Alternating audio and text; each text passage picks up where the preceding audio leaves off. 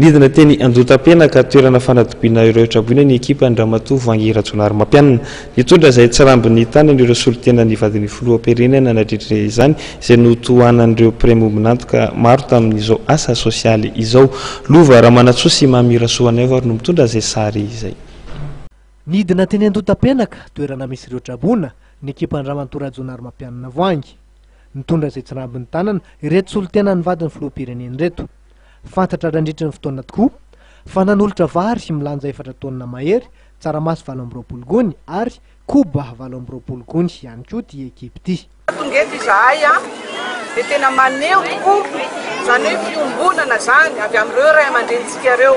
Nandalo teto ny filoham-pirenena Rajonary Mampianina hery ary dia manohy izany ramatoa vadiny Rajonary Mampianina Vangy miay ary mahatsiaro fa tsy vitavita ho azy ny fiainana ny andro mifandimby.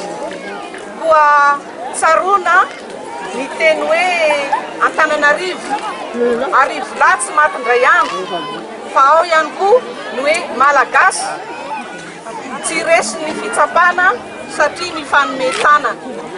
Ka tonga zany izahay manolotra vary 5 kitapo zany hoe 4 taona mahery eo zany.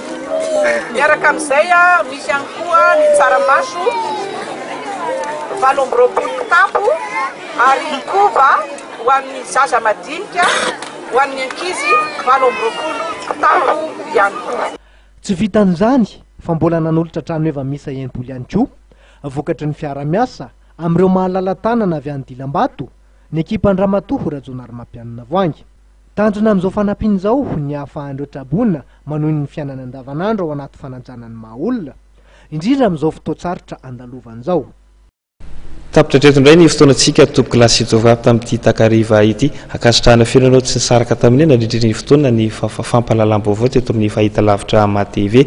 Manasanao hatrany kosa nefa ianaraka ireo fandarana izay efa nomanina ho anao eto amin'ny fahitalavitra hatrany ko aza misaraka amin'ny fahitalavitra MATV ary mametraka veloma mandrapitafy ary topo kilasy topoko vavy.